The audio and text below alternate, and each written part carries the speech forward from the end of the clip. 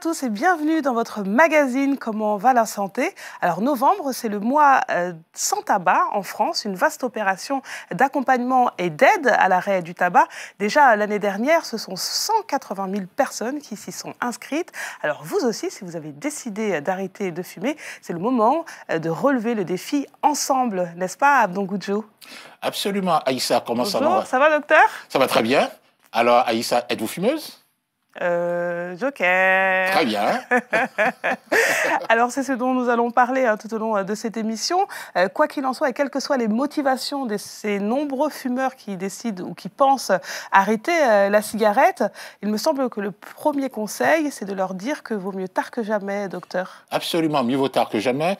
Autant recommencer régulièrement, se donner des objectifs pour faire une démarche que de dire ça ne sert à rien. Oui. On va démarrer progressivement. Oui. On va se faire accompagner par des copains, par la famille, par des proches, oui, et même par groupe. Et le mois sans tabac est peut-être une démarche efficace pour changer.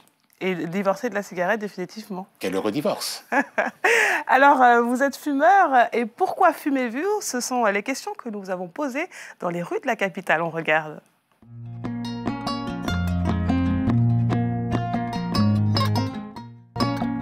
Est-ce que vous fumez? Non, moi je ne fume pas. Comme vous le voyez bien, je fume. Non, je suis non-fumeur. Le mieux, c'est de ne jamais commencer. Non.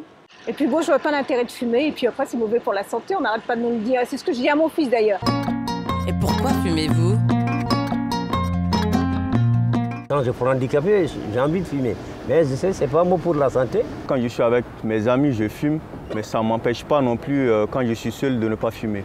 On a recours à la cigarette dans des moments parfois de solitude. Vous voyez ce que je veux dire? Ouais.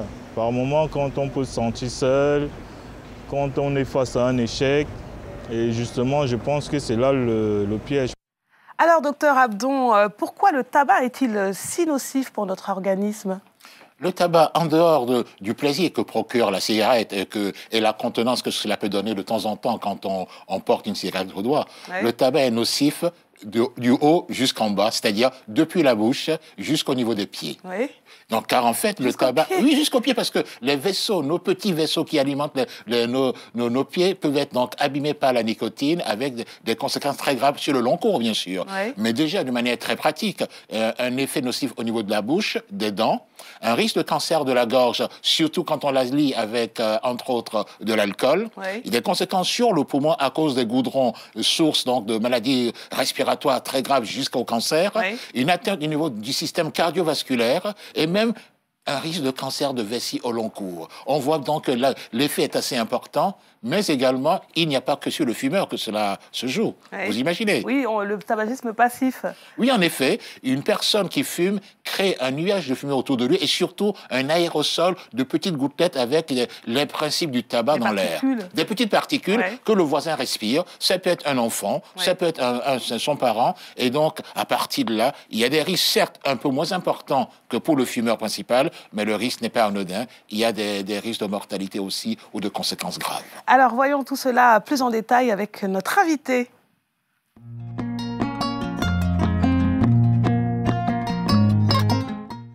Alors, Olivier Smadja, bonjour. Bonjour. Merci de nous rejoindre. Alors, vous êtes chef de projet Mois sans tabac chez Santé publique France.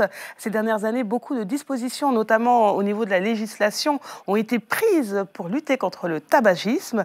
Il y a aussi, au niveau de l'aide et de l'accompagnement, beaucoup de propositions, notamment sur Internet. Et c'est le cas du Mois sans tabac. Oui, c'est vrai que ces dernières années, avec la mise en place du paquet de cigarettes neutres, l'augmentation du forfait de l'assurance maladie à 150 € pour tous les fumeurs. Beaucoup de dispositifs ont été mis en place pour aider les fumeurs à s'arrêter de fumer. Alors oui, c'est vrai, pas facile d'arrêter du jour au lendemain, mais c'est possible. La preuve avec ce reportage, puisque nous avons recueilli le témoignage de Francis Laloupeau, ancien fumeur. Alors il nous explique un petit peu comment il s'y est pris pour arrêter de fumer et quels sont les bienfaits sur son organisme. On regarde et on se retrouve juste après.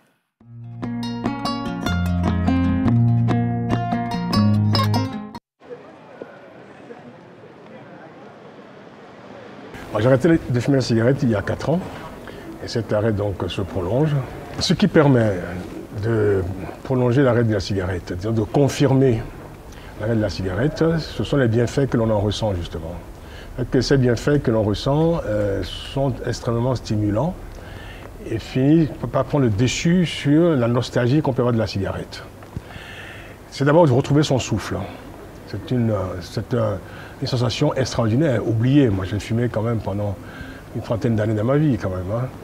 Et soudain, retrouver ce confort extraordinaire de souffle qui revient, le goût des aliments, et là, il faut faire évidemment attention, parce qu'il ne faut pas en abuser, bien entendu. Le réveil qui est beaucoup plus confortable au matin, les sensations évidemment du tabac, cet arrière-goût du tabac qui disparaît également, qui est une sensation permanente quand on fume. Au fond, tout cela, évidemment additionné, constitue, je pense, le principal soutien pour celui qui arrête de fumer. Mais il faut dire que j'ai passé d'abord 2 ans à y penser, régulièrement. Et en fait, je pense qu'il y a un moment où, en tant que fumeur, on se dit qu'il vaut mieux arrêter de soi-même plutôt que d'y être contraint à un moment donné pour des raisons médicales. C'est à ce moment-là qu'on se rend compte que le plaisir disparaît au profit de l'habitude. C'est le geste mécanique, en fait, qui s'impose de plus en plus. Le plaisir n'existe plus, il n'y a plus que, effectivement, la conscience du danger. Et cette conscience du danger s'amplifie au fur et à mesure. Et c'est là que la décision, évidemment, se prend. Mais entre la décision et l'arrêt effectif, il y a un chemin à faire, forcément. Un jour, mon fils me téléphone en disant « Papa, j'ai quelque chose pour toi. Je viens te rendre visite. » Et il me dit « Bon, très bien. » Et mon fils me fait ce cadeau, dont il s'était occupé lui-même, ma première cigarette électronique. Et donc, je dois dire que j'ai une reconnaissance infinie, évidemment, à l'égard de mon fils. Je me sentais doublement engagé, c'est-à-dire engagé vis-à-vis de mon fils, parce que c'était un contrat que nous signions en quelque sorte d'arrêt de cigarette. Je pense que cette idée-là aussi a été permanente. Et j'ai commencé par dire à ce moment-là que la cigarette électronique était ma béquille. Alors, messieurs, on voit que Francis Taloupo parle de la cigarette électronique comme une béquille. Est-ce que la cigarette électronique fait partie des aides à l'arrêt du tabac, Olivier Smadja? D'abord, il faut féliciter Francis pour son arrêt, surtout qu'il a mûri longuement et qu'il avait un tabagisme très ancien. Donc, c'est très méritoire pour lui d'avoir réussi son arrêt du tabac. Oui. La cigarette électronique, elle fait partie du panel des outils sur lesquels les fumeurs peuvent s'appuyer pour faire une tentative d'arrêt. Aujourd'hui, les connaissances, elles sont encore partielles sur ce sujet, mais on a de nombreuses raisons de penser que la cigarette électronique peut aider les fumeurs à s'arrêter de fumer. Alors, présentez-nous à présent le mois sans tabac. Comment ça fonctionne, le mois sans tabac? Mois sans tabac, c'est un défi collectif qu'on lance aux fumeurs depuis le 10 octobre. Oui. On leur propose de faire une tentative d'arrêt du tabac. Mais on leur propose de faire une tentative d'arrêt du tabac qui dure 30 jours, qui dure tout le mois de novembre. Oui. Et pendant ces 30 jours, on va les aider, on va mettre en place des outils pour les accompagner dans leur arrêt du tabac. Oui. Notre idée, c'est que arrêter de fumer, c'est très difficile. Oui. Tout seul, c'est encore plus difficile. Et donc, il faut avoir avec soi toute une équipe de supporters pour faciliter l'arrêt. Et arrêter ensemble, je suppose que ça crée aussi une émulation où on peut s'échanger ses petits bons plans, ses impressions, son ressenti, etc. Exactement. Ouais. Arrêter ensemble, c'est plus facile, les études le démontrent. Et puis arrêter ensemble, c'est aussi s'arrêter avec un professionnel de santé qui permet de prescrire les traitements qui sont efficaces pour arrêter de fumer. Oui. C'est s'arrêter de fumer avec des outils d'aide à distance comme Tabac Info Service, oui. Et puis avec tous les outils de Mois sans tabac. Alors, regardons à présent le deuxième micro-trottoir sur les difficultés rencontrées par les fumeurs qui décident d'arrêter. On regarde.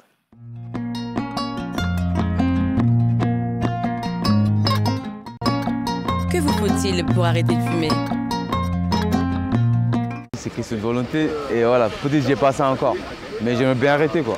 Si j'ai envie d'arrêter aujourd'hui, j'arrête aujourd'hui. Si j'ai envie d'arrêter dans une semaine, j'arrête dans une semaine. J'ai pas besoin de patch, j'ai pas besoin d'un médecin. Et quand on attend un bébé? Il y a certaines qui s'arrêtent quand même. Hein. Quand elles sont enceintes, elles font une pause de 9 mois. Malheureusement, effectivement, le bébé ne reste que 9 mois. Donc elles sont quand même capables. Elles sont quand même capables de s'arrêter, mais c'est quand même compliqué. On me dit que quand on est une ancienne fumeuse, quand on fume un paquet par jour, c'est compliqué de s'arrêter. Alors on voit que c'est compliqué pour certains. Alors justement, Olivier Smadja et Abdon Oui, aussi, bien sûr, pourquoi ça paraît si difficile? Et est-ce que la volonté seule suffit? Parce qu'on parle souvent de volonté dans l'arrêt du tabac. Je laisse à Olivier le soin de commencer. Je dirais que la volonté, ça ne sert à rien. Voilà, voici un élément sur lequel nous sommes d'accord. D'accord, ok. Je crois qu'il faut penser, quand on est fumeur, que le tabagisme, c'est comme une maladie. Oui. On est dépendant de la cigarette. Et est-ce qu'on dirait à une personne qui a la grippe, pour guérir de ta grippe, il faut que tu aies de la volonté? Non, il suffit d'avoir le bon traitement. C'est absurde. Le tabagisme, c'est exactement pareil. Oui. Il faut avoir le bon traitement, la bonne méthode. La bonne méthode, c'est celle qui convient à chaque fumeur. Et donc, ce qu'il faut, c'est essayer, c'est faire une tentative. Il y a différentes manières d'essayer. Il y a des fumeurs qui vont écraser leur dernière cigarette et qui vont se dire « demain, je ne fume plus ». Sur un coup de tête, comme ça. Exactement. Il y a des fumeurs... Un coup de tête qui est plutôt bien mûri. Souvent, il y a une réflexion qui est en amont. Ce n'est pas aussi automatique que ça. Quand on reprend encore ce qu'a dit Olivier tout à l'heure, et aussi Francis dans le reportage qu'on a vu, il a mis du temps à maturer, 2 années pour maturer, et un accompagné par son fils. Le fils qui a été la béquille et même le support, plus également, comme le redira encore Olivier, la présence de cet élément additionnel qui est d'avoir cette cigarette électronique. Exactement. C'est vrai qu'on voit que Francis, il a longuement mûri son arrêt. Malgré tout, pour beaucoup de fumeurs, j'ai envie de dire que souvent, quelques jours, parfois quelques semaines, sont suffisants pour préparer leur tentative d'arrêt. Et puis je disais, arrêter en écrasant sa dernière cigarette, mais on peut aussi arrêter en réduisant progressivement avec un objectif en tête, 0 cigarette. C'est-à-dire qu'on peut passer de 20 cigarettes à 15, puis 10, puis 5, puis 0, en visant bien le 0 cigarette, parce qu'il n'y a que l'arrêt complet du tabac qui préserve la santé. C'est un élément important à redire, le 0 cigarette est un objectif. Ça y est pas du je m'arrête à 5 cigarettes. C'est un piège. Parce que souvent, certaines personnes disent j'en fume pas beaucoup, j'en fume 2, j'en fume 3. Non, là, le 0 doit être véritablement un objectif à faire passer à l'ensemble de nos concitoyens. Et pour les femmes enceintes, Abdon? Mais pour les femmes enceintes, c'est qu'une femme qui fume pour elle et fume aussi pour la personne qu'elle porte, qui est donc un bébé. Et donc, la plupart des produits du tabac traversent malheureusement la barrière du placenta et l'enfant fume de manière discrète, mais fume de manière relativement forte. Et l'autre aspect également, c'est que des effets du tabac peuvent faire baisser la perfusion de l'enfant, qui va avoir un poids plus réduit, et d'autres conséquences beaucoup plus graves par rapport au développement de l'enfant. Donc, cigarette et grossesse, ce sont 2 entités antinomiques. Alors, parmi les aides à l'arrêt, il y a la plateforme Tabac Info Service qui propose différents outils, dont le numéro 3989. Alors, que se passe-t-il lorsque l'on appelle sur cette ligne? Qui a-t-on au bout du fil? Voici les réponses avec notre reportage.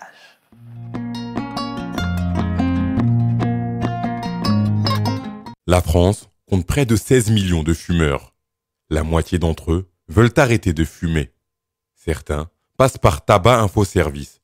Dans ce centre d'appel, les fumeurs peuvent s'adresser à des conseillers du lundi au samedi de 8h à 20h. Tabac Info Service, Géraldine, bonjour. Et certaines périodes de l'année sont propices aux bonnes résolutions. Généralement, en fin d'année, on a beaucoup d'appels concernant les gens qui prennent des résolutions et qui veulent arrêter de fumer. On a beaucoup plus d'appels en fin d'année, également durant le mois de sans tabac où on a beaucoup d'appels. Tabac Info Service traite le plus rapidement possible les appels de femmes enceintes. Par exemple, les femmes enceintes qui peuvent appeler parce qu'ils ont fumé ou parce qu'ils n'arrivent pas à arrêter de fumer. Dans ce cas, on les met en attente directement. On a une salle d'attente virtuelle. On les met en attente afin que le tabacologue puisse les contacter dans les heures qui suivent. Les conseillers, après avoir échangé, orientent les fumeurs vers un tabacologue. Parce que pour l'instant, moi, franchement, je pense que ça va plutôt m'apaiser de recommencer à fumer que l'inverse. Or, il ne faut pas. Disons que vous avez fait un grand parcours. L'arrêt du tabac est un apprentissage. Et le tabacologue va vous aider à continuer dans ce que vous avez fait. C'est super parce que vous avez fait 5 ans. Là, il y a une petite partie qui arrive parce que vous êtes sans doute stressé. Et à partir de ce moment-là, le tabacologue va vous donner vraiment la méthode d'un nouveau départ. N'hésitez pas, madame. On vous souhaite une bonne journée de la part de Tabac Info Service. Au revoir, madame. Chaque année en France, 750 000 personnes arrêtent de fumer pendant au moins 1 an. Alors Olivier Smadja, sur la ligne 3989, est-ce qu'il y a des appels qui sont considérés comme urgents ou prioritaires? Oui, les appels qui sont considérés comme prioritaires, ce sont évidemment les appels des femmes enceintes qui veulent faire une tentative d'arrêt ou les appels de personnes qui sont en tentative d'arrêt et qui pensent qu'elles vont reprendre le tabac. On considère que ces personnes doivent être rappelées de manière prioritaire. Et donc, comme de la fragilité exactement, de la situation. Comme le disait la conseillère de Tabac Info Service, pour ces personnes, on enregistre leur numéro de téléphone sur notre plateforme et le premier tabacologue qui est disponible va émettre l'appel. Souvent, ces personnes sont rappelées en moins de 2 heures, ce qui nous permet, au fond, de consolider ces tentatives d'arrêt du tabac. Sinon, pour toutes les autres personnes, quelle est la prise en charge lorsque l'on appelle ce numéro ? Alors, quand on appelle le 3989, on propose un rendez-vous avec un tabacologue. Souvent, ce rendez-vous il peut être proposé dans les 24 heures qui suivent l'appel. Cet accompagnement par un tabacologue, c'est-à-dire par un spécialiste de l'arrêt du tabac, il consiste à faire le point sur les motivations de la personne, sur sa dépendance à l'arrêt du tabac, au téléphone. L'ensemble de l'accompagnement se passe au téléphone pour le 3989.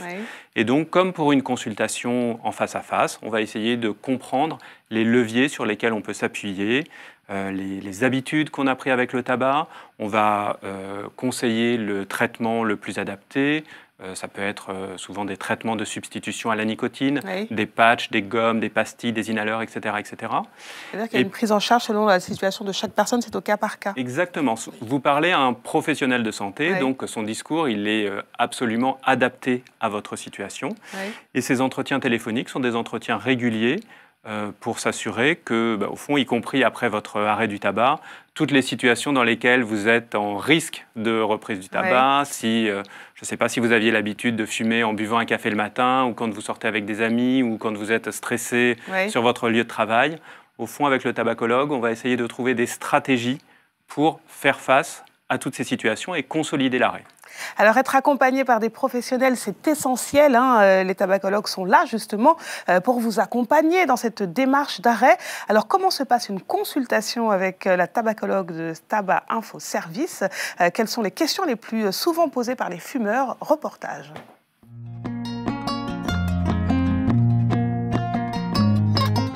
On aide les gens, on accompagne les gens à l'arrêt du tabac.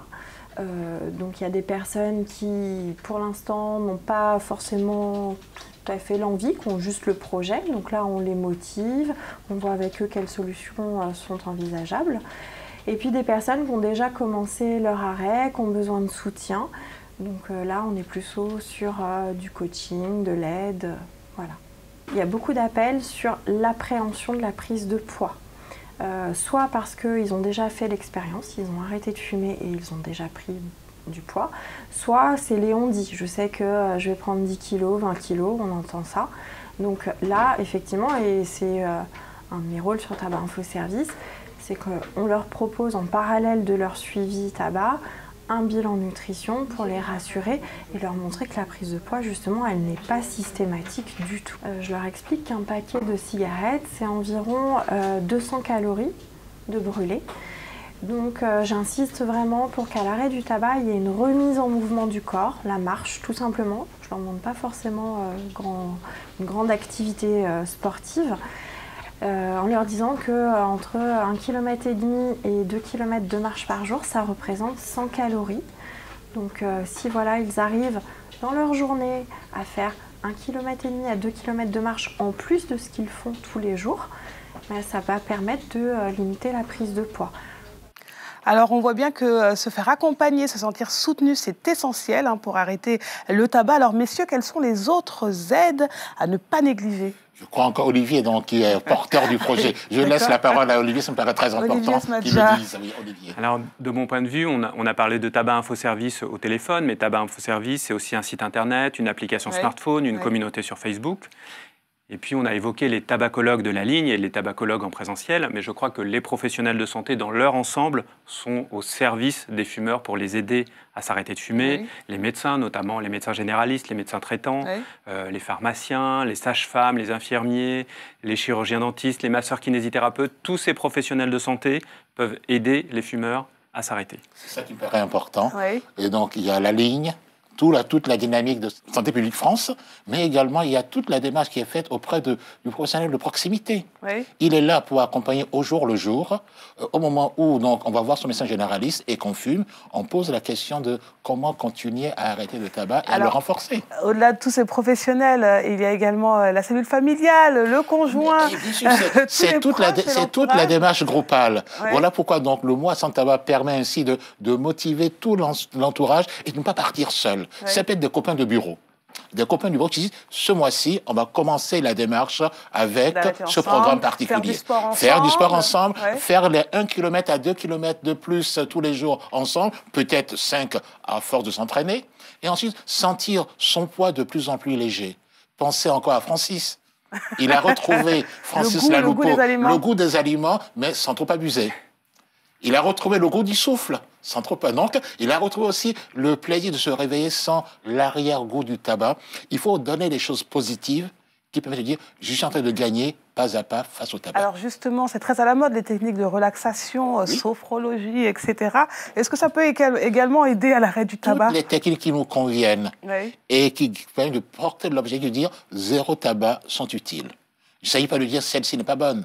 Si ça me convient, et que je prends du plaisir à la développer, et qu'ensuite, je garde mon objectif, zéro tabac, ce zéro tabac doit être l'élément clé du travail que je fais. Alors, on en a parlé tout à l'heure, mais est-ce qu'on peut avoir un petit récapitulatif des aides proposées dans le cadre du mois sans tabac, en quelques mots, Olivier Smadja? Alors, dans le cadre du mois sans tabac, évidemment, le dispositif Tabac Info Service. Oui. On a aussi réalisé cette année un nouveau kit d'aide à l'arrêt du tabac. Dans ce kit, on trouve une brochure pour préparer son arrêt. On trouve un agenda à 30 jours qui permet chaque jour du mois de novembre d'avoir un conseil, une information, un message de félicitations, d'encouragement. Et puis on a une roue pour calculer les économies que nous réalisons en arrêtant de fumer. Et ça, c'est un levier très important pour les fumeurs. Le tabac coûte cher. La ministre de la Santé a annoncé il y a quelques semaines de cela que le tabac allait augmenter, et donc le tabac, il a vocation à coûter de plus en plus cher. Et donc, je dirais, la bonne information pour les fumeurs, c'est que arrêter de fumer, ça leur fera faire de plus en plus d'économies. C'est un levier très important. Et tout ceci dans une belle enveloppe. Oui, bah, ça va nous permettre de faire un petit récapitulatif. On va peut-être l'ouvrir ensemble. On va l'ouvrir ensemble. Et avec la permission d'Olivier qui nous a fait ce cadeau. Voilà, donc, en tout cas, c'est très coloré. Aïssa, donc, je me prépare, je commence. Je me prépare. Et Aïssa? Pour bien commencer avant de me lancer. Eh bien, voici mon calcul d'économie. D'accord. Et j'y tiens particulièrement. Donc, et après, alors, il y a un petit livret avec plein de conseils. Plein de... Faire le point sur sa consommation de tabac, sur sa dépendance, identifier le traitement qui nous est le plus adapté. Tout ça, toutes ces informations, elles se retrouvent dans la brochure « Je me prépare ». Et puis, un des outils qui a été particulièrement apprécié l'année dernière, c'est l'agenda 30 jours que vous tenez en main. Parce qu'au fond, chaque jour, on tourne une page et on tourne aussi une page de sa vie d'ancien fumeur. Et quand on a tout oublié, n'oublions pas le flyer pour la poche. Je le mets dans ma poche et je suis sûr de ne pas oublier tous ces petits conseils qu'on a partagés ensemble. Alors, voilà, on a vu un petit peu la composition de ce kit, le site internet également pour s'inscrire à cette opération. Jusque quand peut-on s'inscrire, Olivier Smadja? On peut s'inscrire à Mois sans tabac jusqu'au dernier jour de Mois sans tabac, jusqu'au 30 novembre. Je pense que le mieux, c'est de s'y inscrire le plus vite possible, d'autant que cette année, sur le site internet, on propose de rejoindre une équipe. Vous évoquiez tout à l'heure le fait que le collectif, les proches, les amis, la famille pouvaient aider le fumeur dans sa tentative d'arrêt. On partage à Santé publique France ce constat et donc on a créé... Selon les affinités? Exactement. Surtout avec les affinités, c'est important. On a créé un certain nombre d'équipes selon la région dans laquelle on habite ou des équipes selon ses modes de vie, ses motivations à arrêter, ses craintes à l'arrêt. Toutes ces équipes, elles sont disponibles sur le site Tabac Info Service et donc on invite dès aujourd'hui les fumeurs qui ont envie de s'arrêter avec Tabac Info Service à rejoindre leur équipe sur tabacinfoservice.fr. Alors voilà maintenant tout ce qui est bon à savoir, www.tabac-info-service.fr. Ça se passe sur le net, n'hésitez surtout pas, vous y retrouverez la rubrique Moi sans tabac si vous désirez participer à cette opération. On vous y encourage vivement, en tout cas n'hésitez pas à vous inscrire. Et au téléphone, c'est le 39 89. La plateforme est disponible du lundi au samedi de 8h à 20h. Et n'hésitez pas également, vous pouvez télécharger l'application sur Internet. Je pense qu'on a fait le tour, Abdon. On a fait le tour, Aïssa. Olivier, un dernier mot? Un dernier mot, peut-être dire à tous les fumeurs que c'est le bon moment pour faire une tentative d'arrêt. Et puis aussi dire à leur entourage que souvent c'est inutile de mettre une pression terrible sur les fumeurs. Il faut essayer de comprendre qu'arrêter de fumer, c'est difficile. Et donc, je crois, les fumeurs et les fumeuses ont besoin d'être particulièrement chouchoutés pendant Moi sans tabac parce que c'est un moment où ils jouent quelque chose de très important autour de leur tentative d'arrêt. Merci beaucoup d'être venu sur le plateau, Olivier. Merci de votre invitation. Merci Abdon, on se retrouve très bientôt. Absolument. À bientôt. Merci beaucoup d'avoir suivi cette émission. On se retrouve pour d'autres aventures prochainement sur Télé Sud. À bientôt. Bonjour, comment ça va?